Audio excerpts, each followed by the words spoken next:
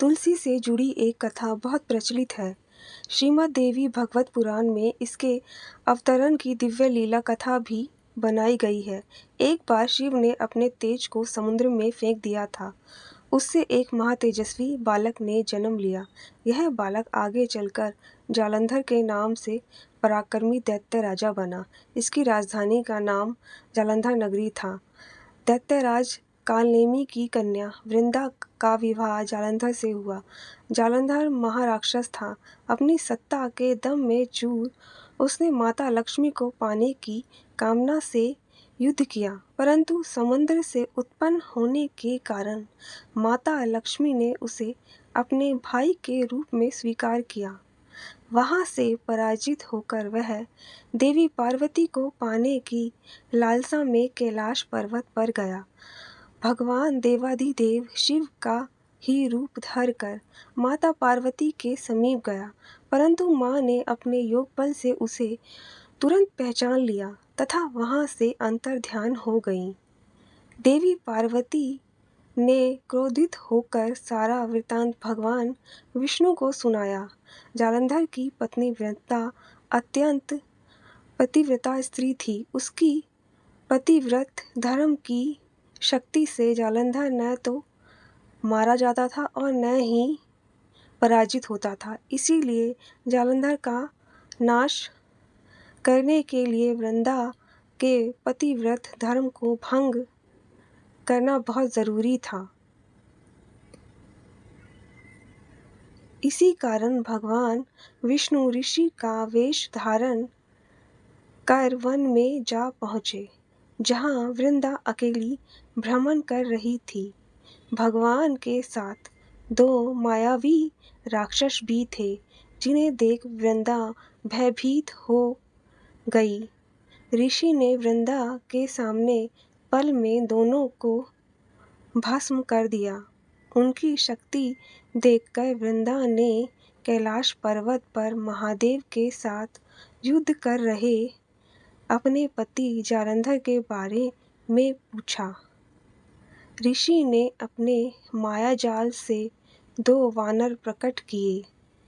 एक वानर के हाथ में जालंधर का सर था तथा दूसरे के हाथ में धड़। अपने पति की यह दशा देखकर वृंदा मूर्छित होकर गिर पड़ी। होश में आने पर उन्होंने ऋषि रूपी भगवान से विनती की कि वह उसके पति को जीवित करें।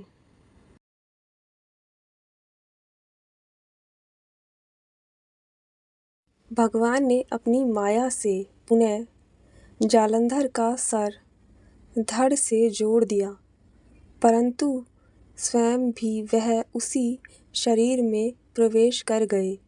वृंदा को इस छल का जरा आभास न हुआ। जालंधर बने भगवान के साथ वृंदा पतिव्रता का व्यवहार करने लगी, जिससे उसका सतीत्व भंग हो गया। ऐसा होते ही वृंदा का पति जालंधर युद्ध में हार गया। इस सारी लीला का जब वृंदा को पता चला तो उसने क्रोध होकर भगवान विष्णु को शिला होने का श्राप दे दिया तथा स्वयं सती हो गई। जहाँ वृंदा भस्म हुई वहाँ तुलसी का पौधा उगा। भगवान विष्णु ने वृंदा से कहा, हे वृंदा, तुम अपने सतीत्व के कारण मुझे लक्ष्मी से भी अधिक प्रिय हो गई हो। अब तुम तुलसी के रूप में सदा मेरे साथ रहोगी। जो मनुष्य भी मेरे शालिग्राम रूप के साथ तुलसी का विवाह करेगा, उसे इस लोक और परलोक में विपुल यश प्राप्त होगा।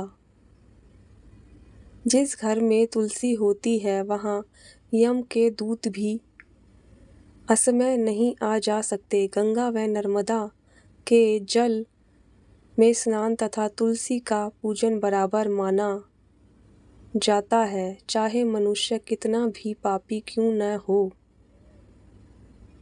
मृत्यु के समय अपने प्राण मजरी रहित तुलसी और गंगा जल मुख में रख कर निकल जाते हैं से मुक्त होकर वैकुंठ धाम को प्राप्त होता है। जो वह पापों मनुष्य तुलसी व आंवलों की छाया में अपने पितरों का श्राद्ध करता है, उसके पितर मोक्ष को प्राप्त हो जाते हैं। उसी दैत्य जालंधर की भूमि जालंधर नाम से विख्यात है। सती वृंदा का मंदिर मोहल्ला कोट किशनगंज में स्थित है। कहते हैं इस स्थान पर एक प्राचीन गुफा थी जो सीधा हरिद्वार तक जाती थी। सच्चे मन से 40 दिन तक सती वृंदा देवी के मंदिर में पूजा करने से सभी मनोरथ पूर्ण होते हैं। दोस्तों, ये प्राचीन पुरानी कथा आपको कैसी लगी, आप मुझे कमेंट करके ज़रूर बताएं। और इस स्टोरी से आपको क्या सीखने को मिला, क्या आप इस कहानी पर यकीन करते हैं, या आप भी इसी तरह से तुलसी और भगवान विष्णु के विवाह को करते हैं? मुझे कमेंट सेक्शन में ज़रूर बताएं। मिलते हैं एक नई कहानी के साथ। दोस्तों, ये कहानी अगर आपको अच्छी लगे तो प्लीज़ मेरे चैनल को सब्सक्राइब कीजिए, मेरी वीडियो को लाइक एंड शेयर कीजिए। तब तक के लिए बाय बाय।